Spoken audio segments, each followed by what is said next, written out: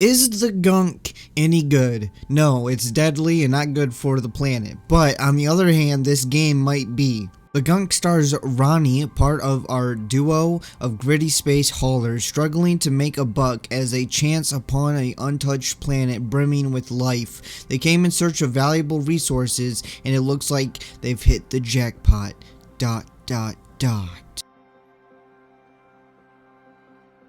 So, what do you do in the gunk? Well, you remove the gunk from an alien planet, collect materials to get upgrades, explore your surroundings, solve interesting puzzles, destroy alien creatures, and a whole lot of platforming. There is a handful of upgrades, but most of the upgrades you don't really need to get or really worry about them because of only a few of them you'll need to progress, but the game is a bit easy, so you really don't need some of the other upgrades because they just make the game a little bit easier and it's already somewhat easy. Some of the puzzles are also a bit easy, whereas others are just right. They're not too difficult, they're not too easy, and they make you think and pay attention to your surroundings and how you can use your surroundings to solve the puzzles.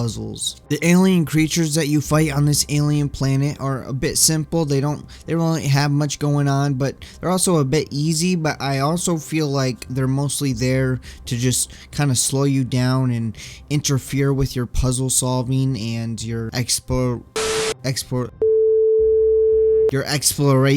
My goodness. Now, let's get into some of the things I don't like about this game. The game is locked at 60 frames per second, so that kind of sucks. I don't know why it's locked at 60 frames per second, but it is. There's also no option to turn off motion blur, and I hate motion blur. I always turn it off with every single game that I play, and this game has no motion blur setting, and I had to play with it on throughout the entire game, and it always bothered me. This game also has performance issues near the end of the game. Not really throughout the entire game. It ran pretty smoothly at 60 frames per second since it's locked at 60 frames per second. But then you get near the game, there's this elevator, and then just the game completely breaks. The optimization just like disappears. It gets uninstalled from the game apparently, and the game drops to like 10 to 15 frames per second, and it is sometimes unplayable when you're on the elevator. It like goes from like 15 frames to 60 frames to 10 frames to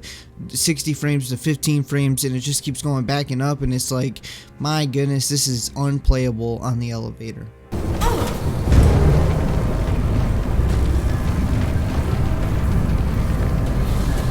Dismiss me. It's not that I don't believe you, but you do this. We have to own problems. Bax. Other than that, there's not really much else to complain about, I don't think, gameplay wise. Now, without any spoilers, because I don't like spoiling things and I don't think anyone else should spoil anything for anybody, this game has a decent story with some decent characters, but I don't like Bex. I don't care what anyone else says, I don't like Bex. Ronnie is alright, but Kirk, he's the best, and he hardly has any dialogue, and he's also a robot. But basically, the story is Ronnie and Bex are scrappers or junkers, there's something like that at least, and they land on an undiscovered alien planet to look for resources and energy to get back home and make, some money, but things just don't go the way they expect. This game is gorgeous, especially for this being Image Informed Games' first 3D game. It looks incredible. I mean, at least on ultra settings, it looks incredible. Definitely one of the best looking games, very stylistic, and I mean, just look at it. It looks good.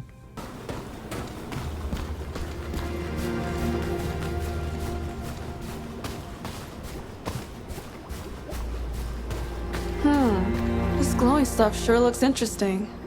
I wonder.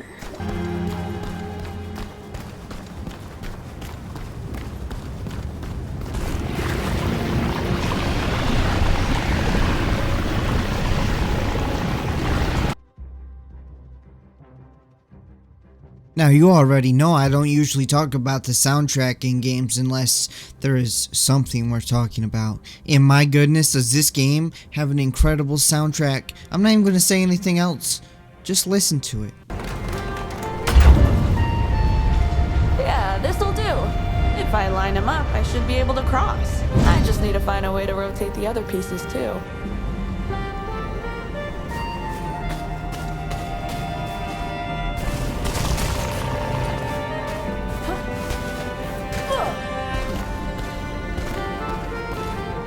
Might be able to track the pipe through here.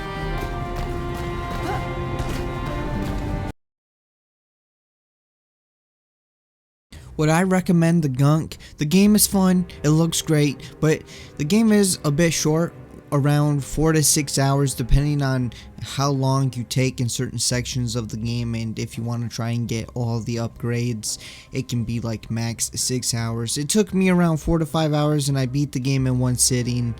And the game is also $30, which I feel like is a bit much for how short this game is, but it's definitely worth it compared to some other games. Battlefield 2042 and Call of Duty Vanguard, not worth their price. But hey, we're not here to talk about that. We're here to talk about the Gunk. The Gunk is also on Game Pass. So if you don't want to spend the $30 to play the game, if you have Game Pass, you can download the Gunk right now and play it. Either way, you're probably going to enjoy the game as I enjoyed the game. It's a pretty fun game. So if you like exploration and puzzle platforming games, you're definitely going to enjoy this game. Anyways, that's going to be it for this video, so I hope you guys enjoyed it. If you did, make sure to hit that like button. Leave a comment below telling me what you guys think about the Gunk and this video. And if you haven't already, hit that subscribe button because you want to be subscribed. And I will see you guys next time.